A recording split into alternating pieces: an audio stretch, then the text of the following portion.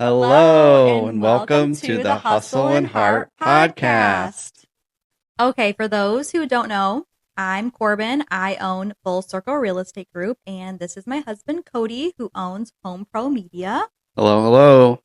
Little backstory, we've been together since 2011, and we have 3 kids together. And today I would like everyone to get to know Cody a little bit more, not just about his business, but a little bit of a peek behind the curtains and where he came from, why he started real estate photography, and kind of how we manage running businesses and having a family. Sounds good. Let's do it. So, first, we have to give the people what they want. I think a lot of people want to hear what they would be surprised about when it comes to our relationship. I think the biggest thing is just looking at us and where we are in life. And I think all of the things that we have built and accomplished and what has been, what feels like forever, but in reality has not been as long as we really think it is. Yep. Where we started versus where we are now. Yeah. And it's been quite a journey. Yes. I think my answer, people would be surprised, is that they think you are the really shy and reserved person, and I'm like this really outgoing, independent person. But behind the scenes, I mean, I think we're both reserved in some ways, but I think I'm the more shy person. Yeah. That's probably pretty And I'm true. not as independent as what. I think in social settings too. Um, like even when we do like vacations and stuff, I think I'm usually the one out there like saying, "Hey, what's going on?" and hello to everybody. When well, like you were saying, I definitely don't think of myself that way, and sometimes I feel like I'm doing it without even realizing it. Yeah, that's very hard for me. I don't like to talk to strangers. I've just kind of forced myself to in this industry. I love people, but it freaks me out a little bit too. I think for me too as a whole, transitioning from a job that I had where I did have some interaction with people and then being thrusted into an industry where interaction with people is probably the most important thing you can be doing, especially if you're going to build your business and grow. So I think has allowed me a little bit more openness in terms of just talking to people. Okay, well, let's tell people where you started before real estate photography. Okay. So before real estate photography, I had quite a few jobs. With the final one before I transitioned into this, I was at Thai Summit America in Howell. I was a material planning and logistics analyst, which is a Sounds boring. mouthful. It was. Um, I spent almost 10 years of my life there, and it was the same thing every day, clocking in 10 hours a day in front of a computer, talking to people on the other end that I think really, were only talking to me to get what they needed. And I think I just slowly over time realized that I was not really doing anything for myself or for us as a family. And yeah, I think I just got to a point where I was really starting to realize I didn't want to be there anymore.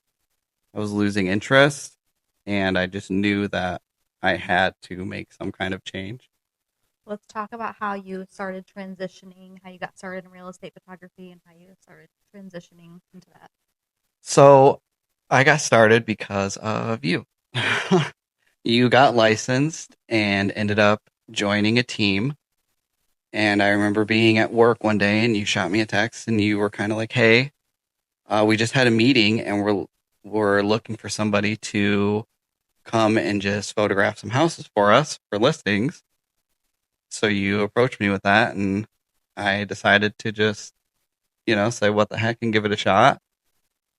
And yeah, after that, I mean, I was hooked. That was it.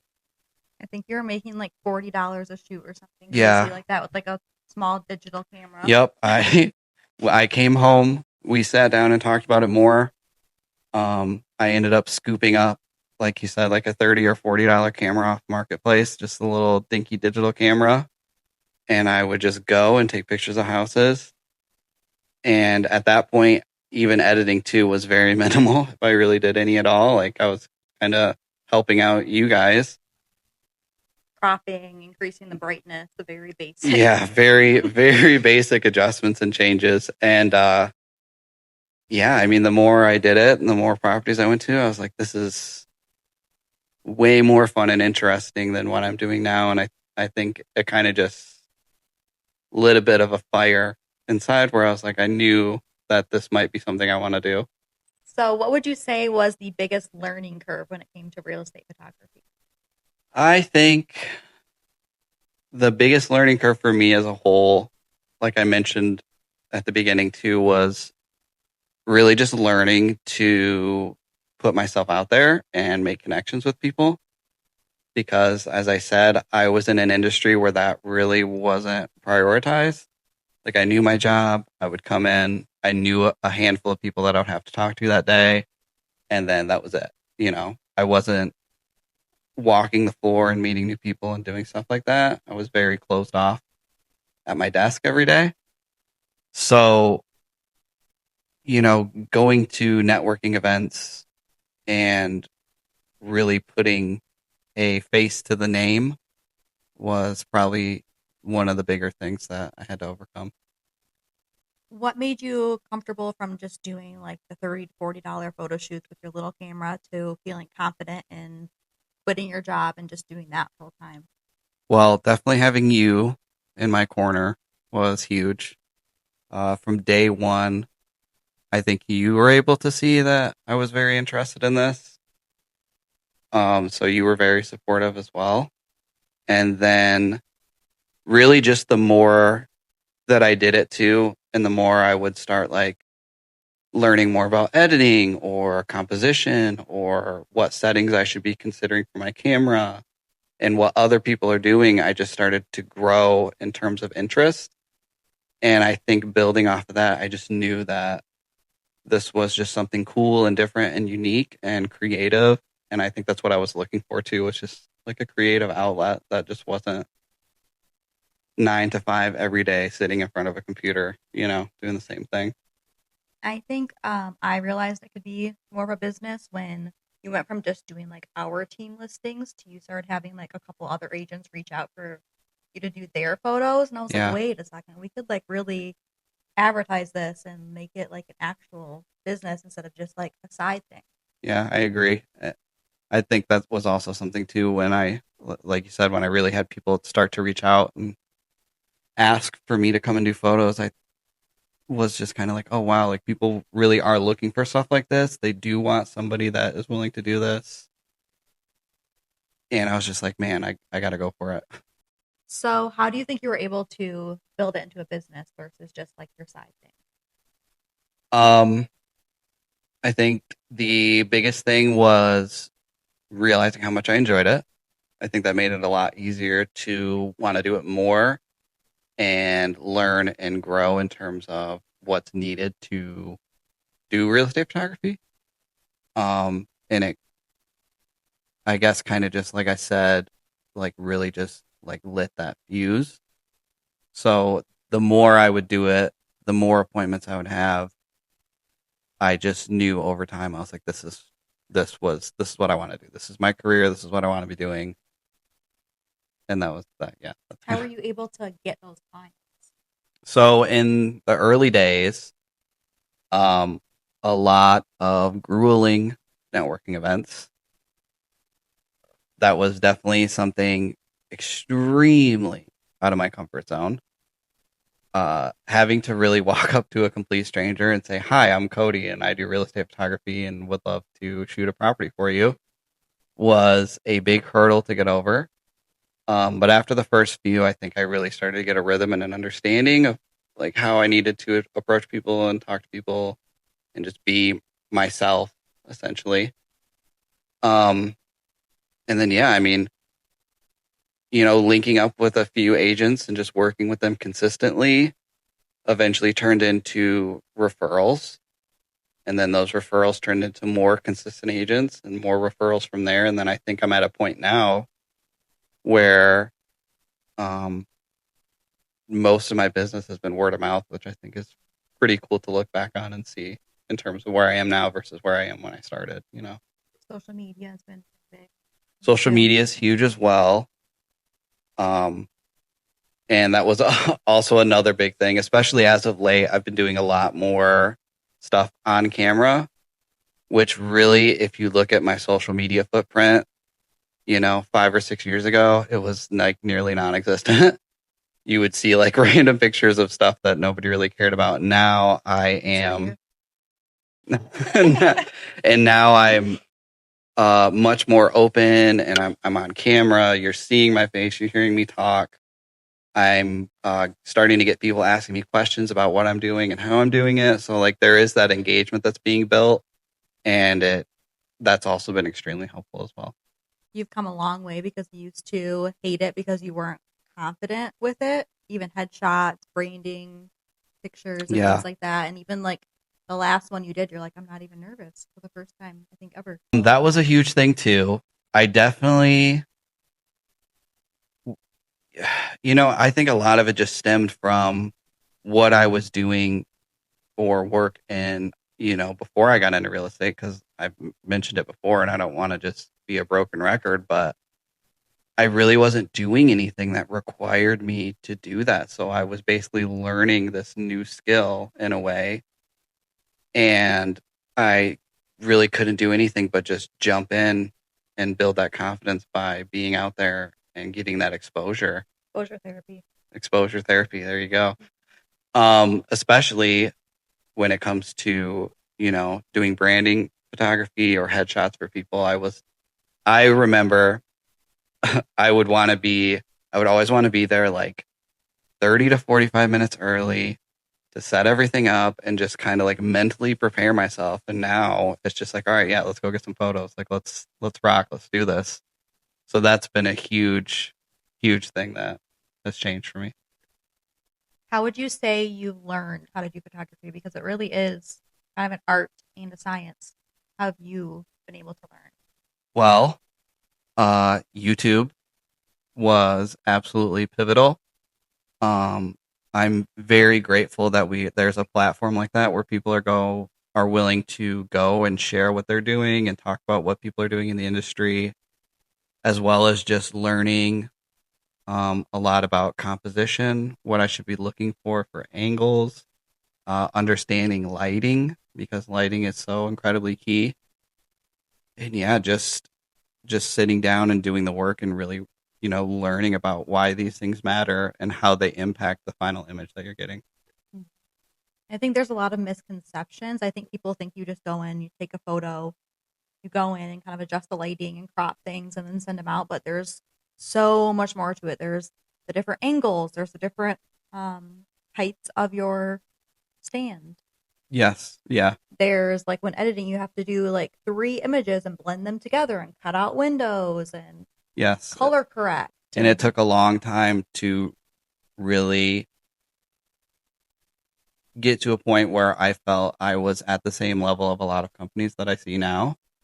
And that's great. That's a really good feeling. And that really just came from, again, like learning what other people are doing and taking those lessons and those tools and implementing them into what I'm doing, which has just helped me create great, high quality work.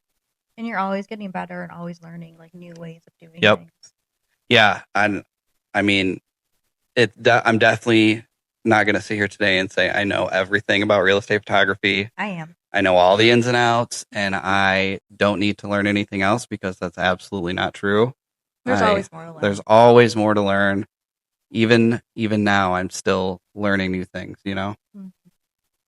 What would you say a typical day in the life of a real estate photographer looks like? And I know every day is probably a little bit different, but you are getting pretty busy now.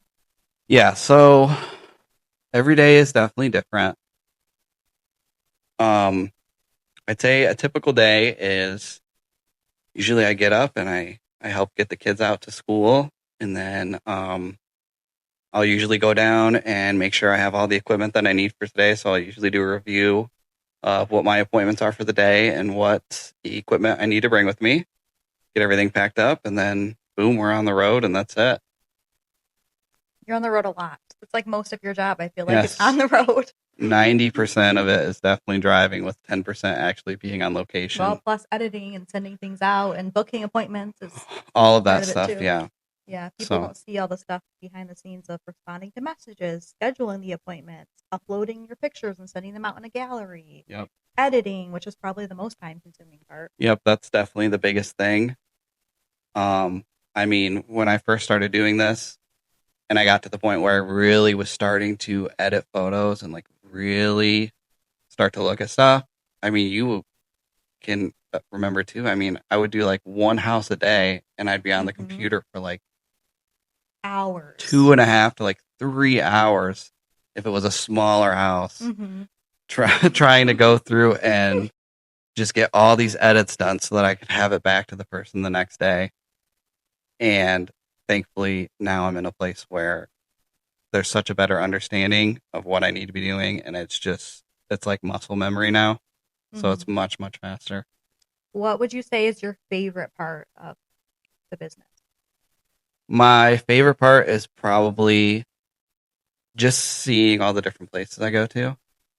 I mean, I could start my day and I could be, at like 150K property, and then by the end of the day I'm at something else. So there's a lot of variety, and I think that's what keeps it interesting too. Do you have any like crazy stories as far as like houses you've shot, or maybe clients in the houses, or anything like that? Well, I have definitely had my fair share. A couple that I will never forget was I did have this one in Saginaw.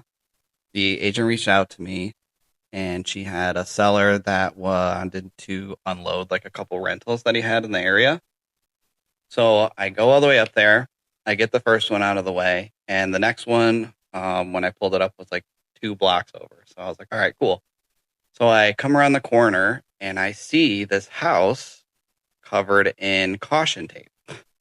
And as I get closer, I notice that the whole backside of the house has been burned down. Somehow there was a fire and half of the property was lost. So I start shooting it, and then I get a text from the agent too, that her seller wanted to let me know if I wanted to try to climb through one of the broken windows to get interior photos. That's totally okay, which I did decline to do because obviously I wasn't going to do that. So that was an interesting one. I think another one that's I remember too all the time is I had another client I was working with. They were an investor, and they had purchased a 3-unit property in Detroit. So like there's a lower floor, middle floor, upper floor, all in one building. And it had been vacant for a very, very long time.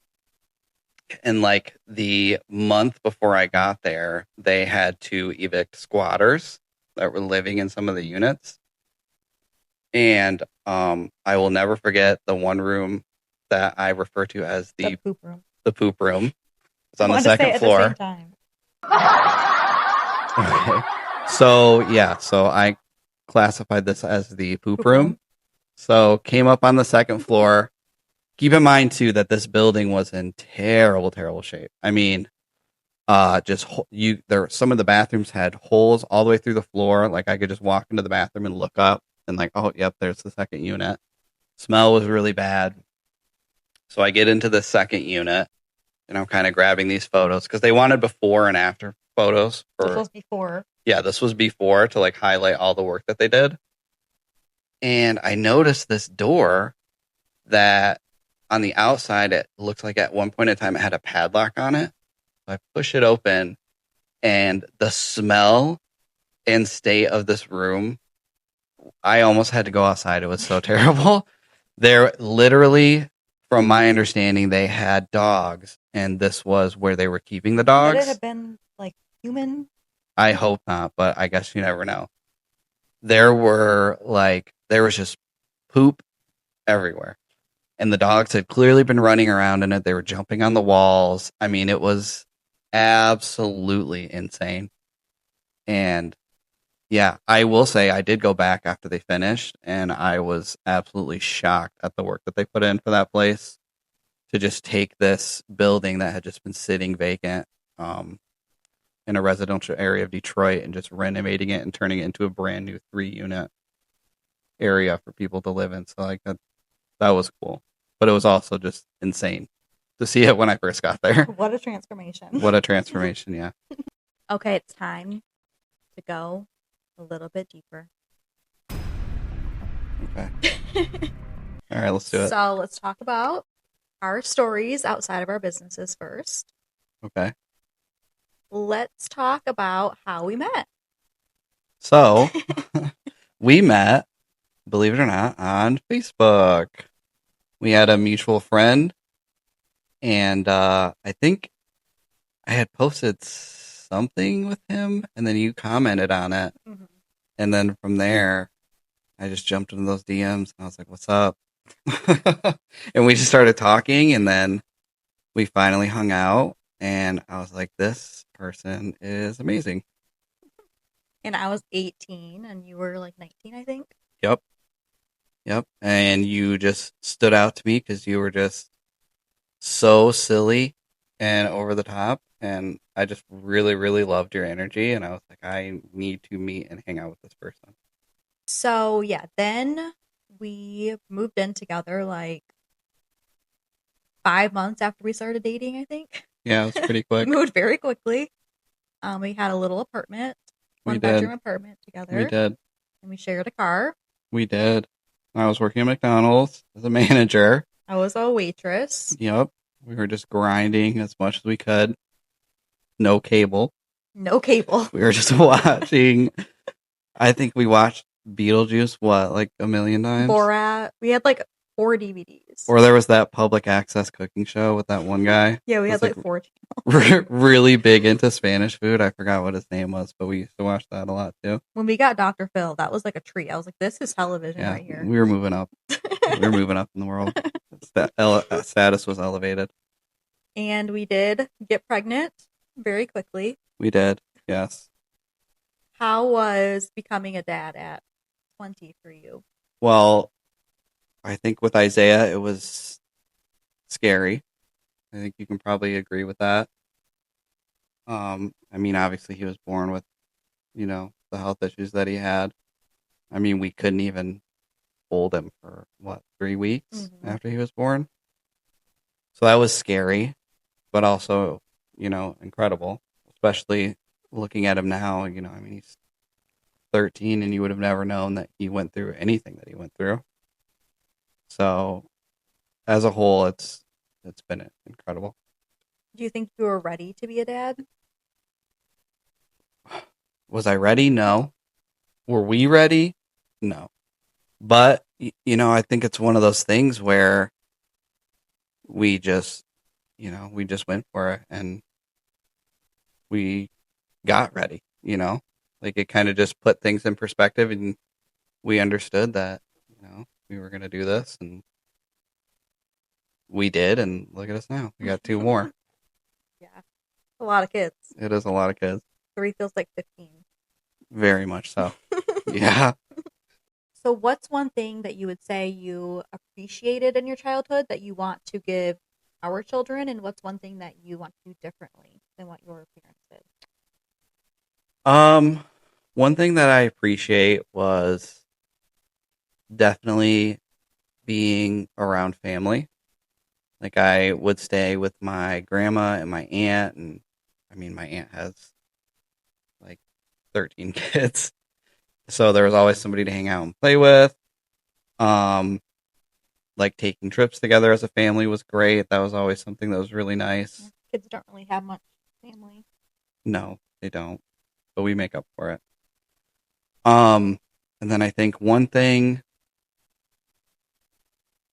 what was it that I could do differently? Yeah. One thing I think that I would have liked to have happened differently was maybe just having more time at home, like with my family together, because we were just always busy. We were always doing sports or something, and there just wasn't really that time at home. Everybody kind of just hanging out and just having that time together. So that was definitely something that I missed because That really is important. And I think that's something we've done a really good job with our kids, like eating dinner together, asking everybody how their day is, just kind of having that time towards the end of the day where everybody's able to just check in with one another. What about you? I would say one thing that I appreciated was mainly with my grandma, who basically raised me, was that she was always like saying positive things about me. I felt like I was really confident. She was always like, "You're so smart. You're so good at that." Like just giving me encouragement all the time. She was incredible. Yeah, she was. I'm glad you got to meet her. Yep. First time I met her, she gave me a test for my blood sugar and then gave me a Coke. She did. But just like always being positive and giving those words of encouragement, I feel like helped my confidence a lot. Um, One thing that I'd probably do differently, in my household, I feel like there wasn't really much room to express your feelings or anyone like talking about anything. And like anytime I would try to express my feelings, I felt like I just got in trouble. So like allowing that space for kids to feel like they can do that without feeling like closed off or like they're gonna get in trouble. Yeah, I think we've done a really good job of that. I think you see it all the time too, that how polite and well behaved our kids are in public, but then when they come home, they're just crazy monsters. But at the end of the day, that's just a reflection that they just feel at home that they're comfortable and they can be themselves, like they're in a safe space. So they don't have an issue being crazy and over the top and just, having fun. What do you think's the hardest part of parenthood? I think the hardest part of parenthood is definitely just trying in some cases, especially when I'm really busy, where you're really busy, just like making sure we try to balance time to spend with the kids. Because sometimes it's just really easy to kind of put that on the back burner because it's just work, work, work, work, work. So, like, especially when we do like family trips, like Kalahari was really fun. Every year or so, like taking the kids to Disney and just getting away and just having us together as a family, I think is really important. And if you don't prioritize that, I think that's when you start to have an issue. I think that's one good thing about you having this job now is you are really busy. You're probably working just as much, if not more, but having like the flexibility to block a day off. We need to go somewhere or a week Yeah. off. Yep. I agree. And yeah, I agree 100%. Like, that's so nice. Even though, I don't have a set schedule, obviously it's going to vary, but having that ability to do that is really nice. Like, that creates a lot more time that I'm able to prioritize for you guys to make sure that we all have time together. I remember you worked every single weekend because we had Tuesday, Wednesday, Thursday off. So like Friday through Yes. Monday, you were always working. So we never And got it to do sucked. anything. I Yeah. hated it. Yeah. And the worst part is that I took that because it was a promotion and it ended up just really like a couple months into it. Like, I think that was really just the nail in the coffin for me where I just realized that I took this to earn more money and now I have lost my weekends and I basically just felt stuck, like trapped. And to try to have time together with all of us in the middle of a school week, especially with the kids, was just really difficult, like really difficult. And I mean, I had to be to work, 5:30 in the morning, uh, Friday through Monday. Like, so on the weekends, like, what are we going to do? Because I have to come home and then immediately try to get some sleep and, go into work the next day. So what do you think the future looks like for you? What are your goals? Where do you see this going?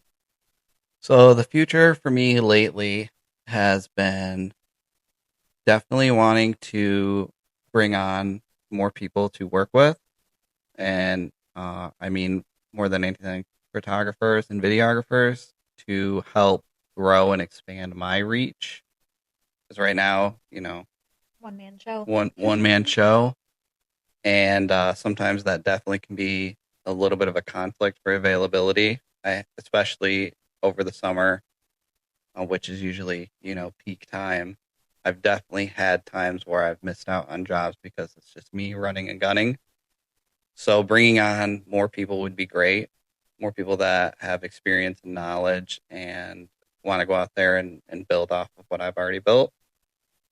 And then also just building partnerships with offices, which I think over the past year has been something I've really been trying to do as well.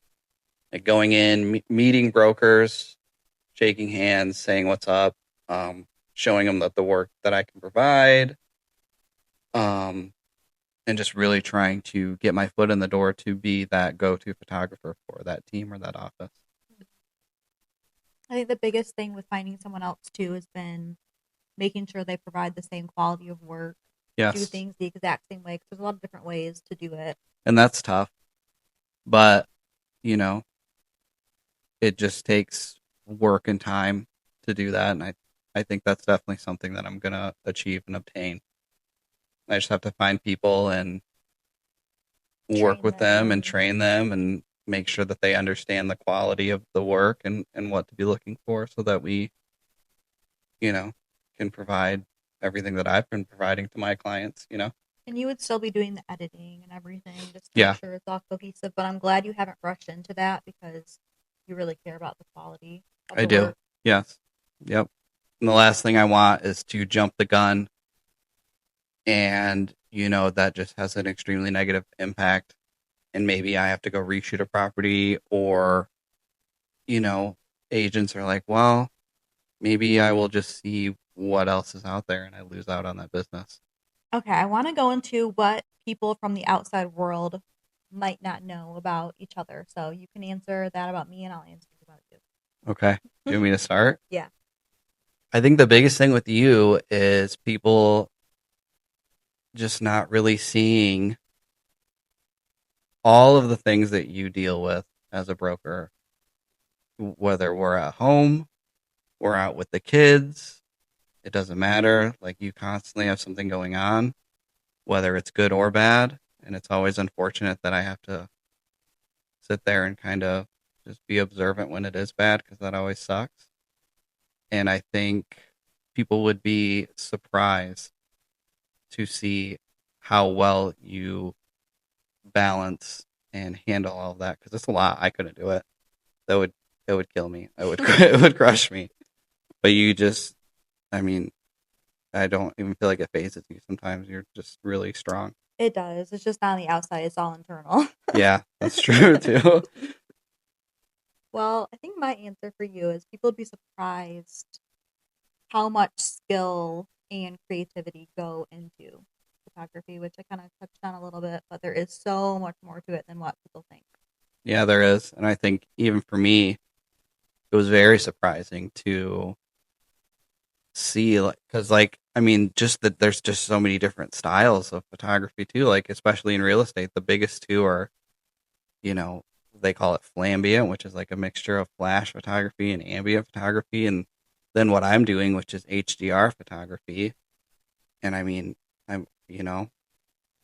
am going to a house and taking 5 different pictures of every room, and then all of those pictures are going to result in the final image. So yeah, it's pretty mind blowing to see how much goes into it.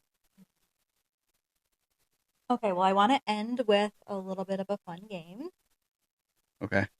So we're going to play Who's More Likely To. Okay. Who is more likely to apologize first? Me. Who's more likely to give in to the kids faster? You. Me. Me 100%.